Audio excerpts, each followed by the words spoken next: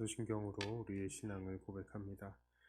전능하사 천지를 만드신 하나님 아버지를 내가 믿사오며 그 외아들 우리 주 예수 그리스도를 믿사오니 이는 성령으로 잉태하사 동정녀 마리아에게 나시고 본디오 빌라도에게 고난을 받으사 십자가에 못 박혀 죽으시고 장사한 지 사흘 만에 죽은 자 가운데서 다시 살아나시며 하늘에 오르사 전능하신 하나님 우편에 앉아 계시다가 저rir러서 산자와 죽은 자를 심판하러 오시리라. 성령을 믿사오며 거룩한 공회와 성도가 서로 교통하는 것과 죄를 사하여 주시는 것과 몸이 다시 사는 것과 영원히 사는 것을 믿사옵나이다. 아멘. 찬송가 299장 찬송합니다.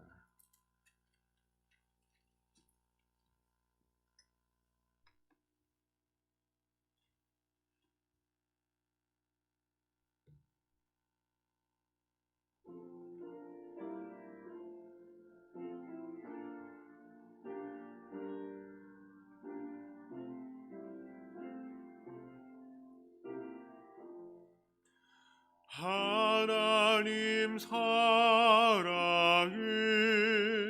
온전한 참 사랑 내 맘에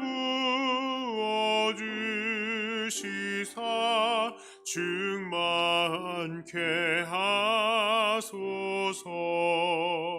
내 주님 참 사랑 햇빛과 같으니 그 사랑 내게 비추사 뜨겁게 하소서. 그 사랑 앞에는 풍파도 그치며 어두운 밤도 완하니 이 힘이 크도다.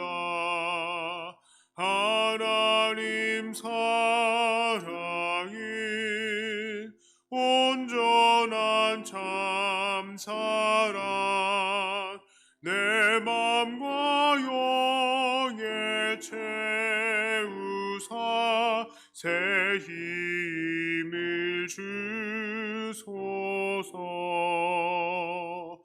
아멘.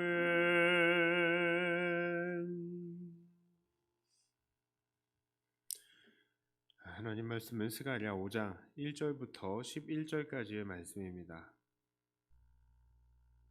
스가랴 5장 1절부터 11절까지의 말씀입니다.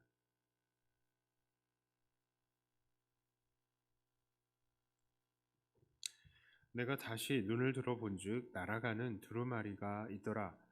그가 내게 묻되 네가 무엇을 보느냐 하기로 내가 대답하되 날아가는 두루마리를 보나이다. 그 길이가 20규빗이요 너비가 10규빗이니이다. 그가 내게 이르되 그 이는 온 땅 위에 내리는 저주라. 도둑질하는 자는 이쪽 글대로 끊어지고 맹세하는 자는 그 저쪽 글대로 끊어지리라 하니 만군의 여호와께서 이르시되 내가 이것을 보냈나니 도둑의 집에도 들어가며 내 이름을 가리켜 망령되이 맹세하는 자의 집에도 들어가서 그의 집에 머무르며 그 집을 나무와 돌과 아울러 사르리라 하셨느니라 하니라. 내게 말하던 천사가 나와서 내게 이르되 너는 눈을 들어 나오는 이것이 무엇인가 보라 하기로 내가 묻되 이것이 무엇이니까 하니 그가 이르되 나오는 이것이 에바인이라 하시고 또 이르되 온 땅에서 그들의 모양이 이러하니라. 이 에바 가운데에는 한 여인이 앉았느니라 하니 그때에 둥근 납 한 조각이 들리더라. 그가 이르되 이는 악이라 하고 그 여인을 에바 속으로 던져놓고 납 조각을 에바 아귀 위에 던져 덮더라. 내가 또 눈을 들어본즉 두 여인이 나오는데 학의 날개 같은 날개가 있고 그 날개에 바람이 있더라.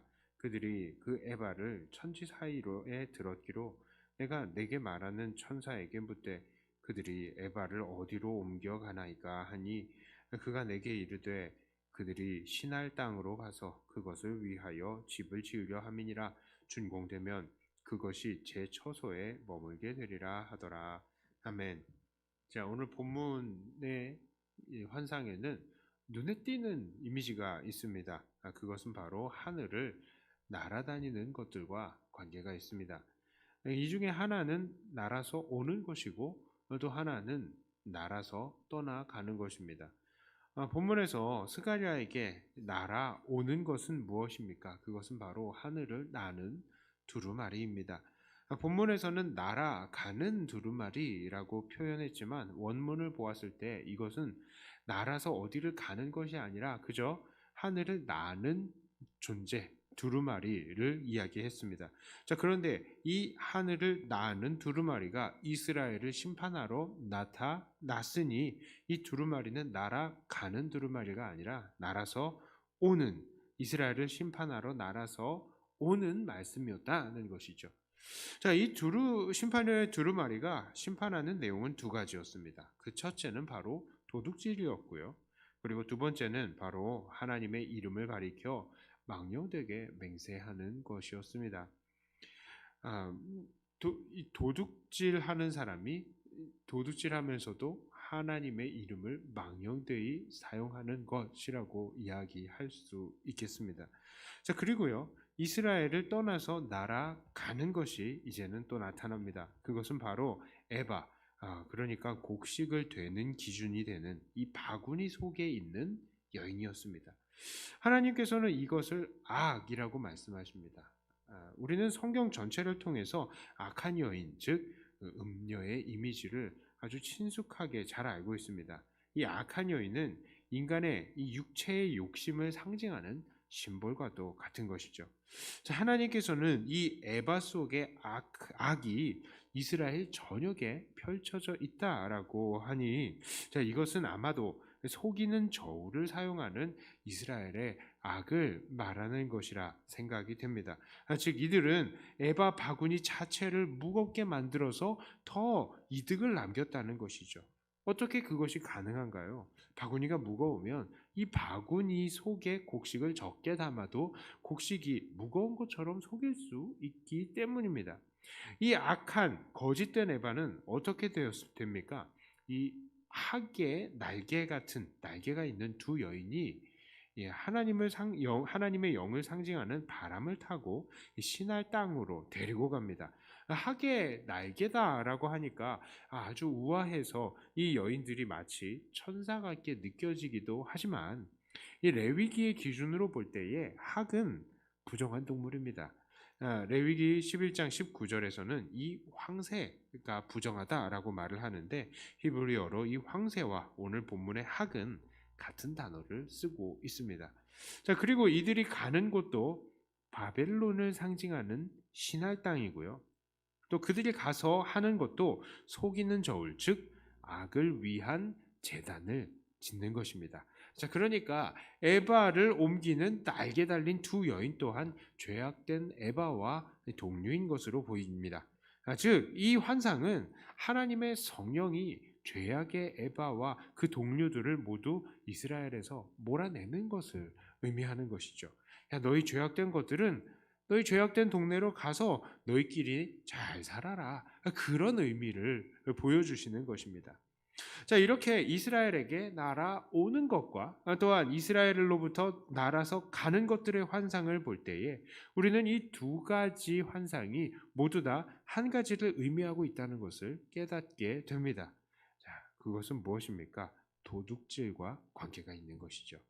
하나님께서는 성전 건축이 중단된 이스라엘에게 요구하시는 것이 있었습니다. 그것이 무엇입니까? 바로 도둑질하지 말고 거짓말하지 말라는 것입니다. 더 함축적으로 이야기를 해본다면 사기쳐서 남의 것 가져가지 말고 하나님께 드린 거 가져가지 말라는 뜻입니다. 자, 이 말씀은 오늘 하나님의 성전을 세워가는 우리들의 삶에도 큰 찔림을 줍니다. 온 땅에 만연한 이 사기와 같은 것들, 오늘날 우리 대한민국과 한국교회에는 없을까요? 회사의 법인카드를 쓰면서 마치 자기 카드처럼 마음껏 사용하는 것도 거짓말이고 도둑질입니다. 독점적인 지위를 가지고 있는 기업이나 장사꾼이 과도하게 이득을 취하는 것도 도둑질의 일종이다라고 할 수 있겠습니다. 아파트 시세 차이 노리고 아파트 분양권 받아서 막 프리미엄 받아서 파는 거, 이거를 상습적으로 하는 것, 이것도 거짓말을 하는 것이고요. 당연한 거 아닙니다, 이거. 또한 가난한 이들이 집을 살 수 없도록 막는 도둑질과 같은 거예요.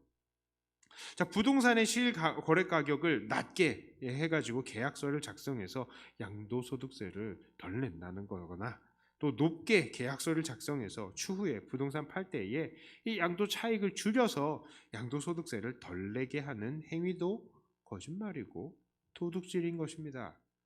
컴퓨터 소프트웨어 구입하지 않고 불법으로 사용하는 것도 도둑질이고요. 저작권이 있는 책들 사지 않고 복사해서 가지고 있는 것도 도둑질입니다. 우리는 이런 도둑질과 관계가 없습니까? 정말로 무서운 것은요, 내 삶 속에서 이러한 도둑질들이 너무나 만연하여서요, 내가 이것을 미처 깨닫지도 못할 수 있다는 거, 그게 진짜 무서운 거예요. 사람들이 모두 다 다운계약서 씁니다. 이게 관행처럼 되었어요. 자, 그러니까 믿는 사람들도 다른 사람들도 그렇게 하니까 나도 그렇게 해야 되는가 보다, 안 그러면은 바본가 보다 하고 그렇게 하는 겁니다. 모두 다 분양권 이거 막 다 전매해가지고 몇 천만 원씩 벌면서 이것들을 안 하는 사람들을 바보 취급하니까 이게 정상이구나 이렇게 생각하고 이게 삶의 지혜인 것처럼 생각을 하는 거예요. 나라의 지원금 같은 것을 탈 때도 그렇죠. 많은 사람들이 자기의 사정을 거짓되게 보고합니다.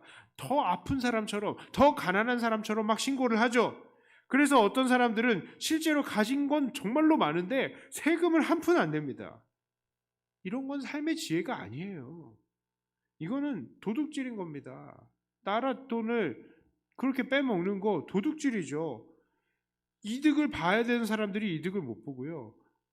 이득을 안 봐도 되는 사람들이 이득을 보는 거예요. 우리 교회에도 어느 권사님 아시죠? 형편이 너무 안 좋고 상태가 안 좋아가지고 좀 아픈 척을 좀 해야 되는데 그 사람들이 상태가 어떠세요? 검사하는 분이 와가지고 어떠세요? 하니까 괜찮습니다. 괜찮다고 얘기하면 안 되잖아요. 우리가 보기에 너무 안 괜찮은데 앉았다 일어났다 해보세요. 그런데 막 너무 잘 하시는 겁니다. 답답하죠. 예. 사실은 안 그런데 아니 권사님 진짜 아픈데 다 이야기하면 되잖아요. 왜 그러세요? 형편도 안 좋잖아요. 왜 그러세요? 이거 도둑질 아닙니까? 나 괜찮은데요. 와, 진짜 솔직하신 분들은, 진짜 이득을 봐야 되는 분들은 그렇게 오히려 정직하게 하려고 노력을 하고요. 진짜 솔직하게 좀 그렇게 안 해야 될 사람들이 거짓말로 신고를 하는 겁니다. 다 도둑질인 거예요. 저도 그랬습니다. 저도요, 학생 시절에 책을 진짜 많이 복사했습니다. 예, 책을 같이 공부하는 전도사님들이 있었어요. 그래서 이런 책이 있는데 보고 싶다 그러면요, 도서관에다 신청을 합니다. 도서관에서 책을 사와요. 외국 책 이런 것들 사오면 그러면 그 책을 가지고 바로 복사집으로 달려가가지고 쫙 복사해서 우리들끼리 다 사서 봅니다. 예, 그래서 집에 복사된 책이 엄청 많았어요. 그래서 그런 책들을 잘 읽었느냐 하면 열심히 읽었던 책들도 있지만 그렇지 않았던 책들도 많았습니다. 책을 모으고 싶은 욕심이 있었기 때문이에요. 이건 결코 자랑거리가 아니죠. 부끄러운 이야기입니다. 소프트웨어도 그랬어요. 이 성경 이 컴퓨터 프로그램들이 있는데 되게 비쌉니다. 막 100만 원 넘어가고 200만 원 넘어가고 그런 것들이 있는데요. 신학교 앞에서 그 불법 소프트웨어를 파는 사람이 있습니다. 몇만 원에 파는 거예요. 몇천 원에 몇만 원에 파는 거예요. 자, 몇백만 원짜리를 몇만 원에 판다고 그러면은 사겠습니까? 안 사겠습니까? 사죠. 삽니다. 사놓고도, 그리고 책 복사해놓고도 속으로 그래, 이거 도둑질이지. 하지만 내 나중에 훌륭한 목사님 되면은 내가 정품 산다. 그렇게 하면서 사는 거죠. 그런데요, 시간이 지나 보니까요. 내가 훌륭한 목사가 될 리는 별로 없더라고요. 그래서 그래 이왕에 이제는 아니다. 이제는 사야 되겠다 싶어서 컴퓨터도 프로그램도 정품으로 사고 또 책들도 정품으로 사려고 노력을 합니다. 예. 이 저작권이 있는 음악도 악보도 영화도 책도 이제는 하나하나 구입해서 사용하려고 합니다. 하지만 저 또한 이런 부분에서 너무나 많은 도둑질을 일삼아 왔던 탓에 제가 지금 그런 도둑질을 혹시나 습관적으로 행하고 있는 것은 아닌가 이것을 깨닫지 못할까 봐 두렵습니다. 저도. 사실 이렇게 남의 것들을 훔치지 않고 또한 거짓말하지 않고 살려고 하면요. 상당히 금전적으로도 부담이 많이 있습니다. 남들이 다 거짓말하고 부정한 방법으로 돈 벌 때 우리가 그렇게 하지 않으면요. 어쩐지 우리만 이 세상에서 뒤처져 보이는 것 같다고요. 하지만 오늘 하나님의 말씀은 명백합니다. 하나님의 성전을 지으려는 백성들 속에서는 이러한 거짓과 도둑질이 없어야 한다는 겁니다. 하나님께서는 이것을 악이라고 하시는 거예요. 그리고 이 악함 때문에 결국 이 성전이 제대로 지어지지 못했고요. 결국 생각을 해보면 이 악함 때문에 예수님이 돌아가신 것 아니겠습니까? 자, 이런 말씀을 생각할 때에 우리들은 정말로 믿음으로 사는 것이 이렇게 힘들구나 하는 생각을 할 수밖에 없어요. 그렇습니다. 믿음으로 사는 것은요, 때로는 금전적인 손해도 많이 볼 때가 있고, 심지어 목숨의 위협도 받는 것입니다. 하지만 내가 이 한 몸 편하기 위해서 거짓을 행하고 부당한 이득을 취하는 것은 바로 내 마음속에 이 에바의 여인, 즉 물질의 우상을 모시고 있는 것과 같은 것입니다. 그리고 이러한 우상은 하나님의 성전을 짓는 것과는 정말로 도저히 아무런 관계를 지을 수가 없는 것입니다. 하나님은 이러한 우상을 우리에게서 제하여서 멀리 떨어뜨려 버리시는 거예요. 너희들 가라. 너희들 니네들끼리 잘 살아라. 이렇게 만드시는 것입니다. 자, 말씀을 정리하겠습니다. 오늘 하나님은 그 환상을 통해서 이스라엘 땅에 심판의 말씀으로 날아오셨고 그 죄악을 날려 보내셨습니다. 하나님께서 심판하시는 죄악은 바로 거짓과 도둑질이었어요. 성전을 지어가는 우리도 우리 안에 이러한 거짓과 도둑질을 제하여 내시기를 바랍니다. 사실 오늘과 같은 말씀은 우리 삶 속에 큰 부담으로 다가오는 부분들이 있을 것입니다. 또 저 또한 이런 말씀이 부담스러운 것입니다. 자, 그렇기 때문에 우리에게는 이러한 기도 시간이 있어요. 이 기도 시간에 함께 기도할 때에 하나님, 내게 필요한 이것들 도둑질하지 않고 살아갈 수 있는 믿음을 주세요. 이렇게 살아갈 믿음이 부족하다면 그렇게 살아갈 수 있는 환경도 허락해 주세요. 그래서 도둑질하지 않고 거짓말하지 않고 오히려 베풀고 다른 이들에게 도움을 주는 인생이 되게 해 주세요 하고 간절히 기도하시는 저와 여러분들이 다 되시기를 주님의 이름으로 축복합니다. 기도합니다.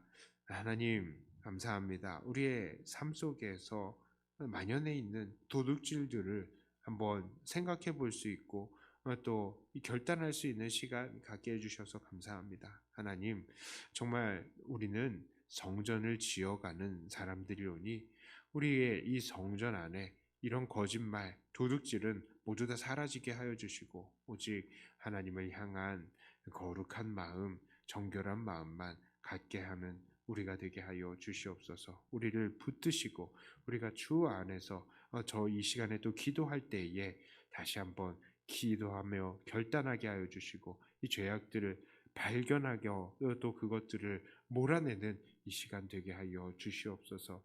이 시간 기도하며 더욱더 주님을 닮아가기를 원하며 우리 주 예수님 이름으로 기도드리옵나이다. 아멘. 하늘에 계신 우리 아버지여, 이름이 거룩히 여김을 받으시오며 나라의 임하옵시며 뜻이 하늘에서 이룬 것 같이 땅에서는 이루어지이다. 오늘날 우리에게 일용할 양식을 주옵시고 우리가 우리에게 죄 지은 자를 사하여 준 것 같이 우리 죄를 사하여 주옵시고 우리를 시험에 들게 하지 마옵시고 다만 악에서 구하옵소서. 대개 나라와 권세와 영광이 아버지께 영원히 있사옵나이다. 아멘. 하는 말씀 가지고 또 교회를 위해서 기도하시고 각자 가지고 나오신 기도 제목으로 기도하시다가 들어가도록 하겠습니다.